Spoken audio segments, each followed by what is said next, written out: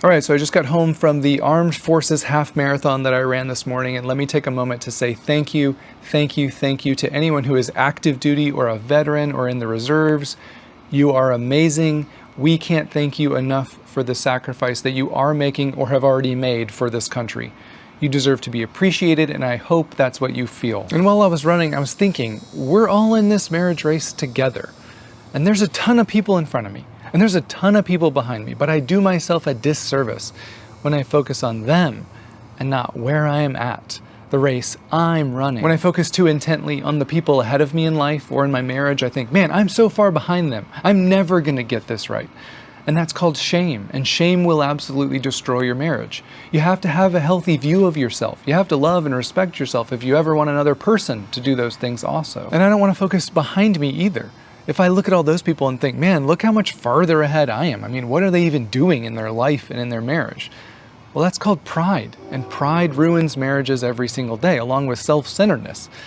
The only problem, I've never met someone who admits to struggling with either of those, because so often you can't see them in the mirror. Is marriage hard? Yeah, marriage is super hard sometimes, especially depending on your personality types and your attachment styles. And Still really hard. okay, so are you gonna keep interrupting me at every mile marker? Yep.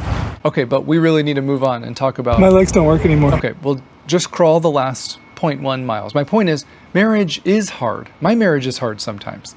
Let's make it easier on ourselves by making sure we're growing in self-reflection and taking accountability and emotional maturity first. Now, do we need to pay attention to other people's destructive habits? Of course.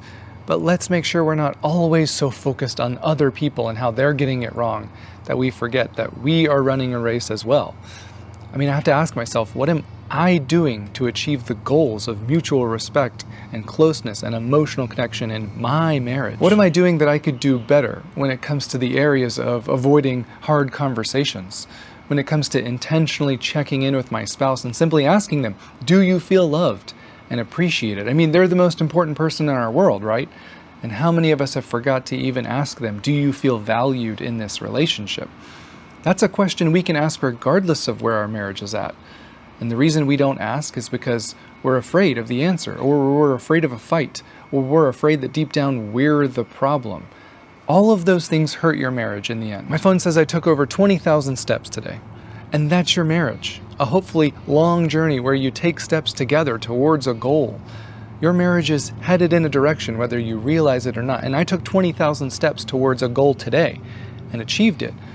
But some of you are headed in the wrong direction in your marriage and nobody told you. I mean, you're walking, you're taking steps, but you might be going sideways or backwards.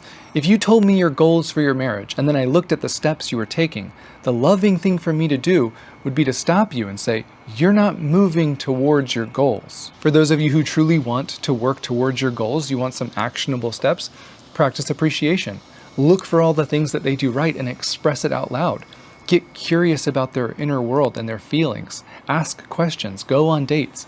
Touch them again if that's how they feel loved and valued. Affection is often huge and we forget about it. Invite and encourage their feelings. Be a safe place for them to open up. Be vulnerable and talk about fears and triggers and how you feel most loved together. Give specific examples of what makes you feel loved and what makes you feel unappreciated. Learn to navigate conflict with love and respect and empathy and validation. So let's run this race together with purpose and direction and intentionality. Also, who's coming over to babysit my kids? Because I need to take a nap.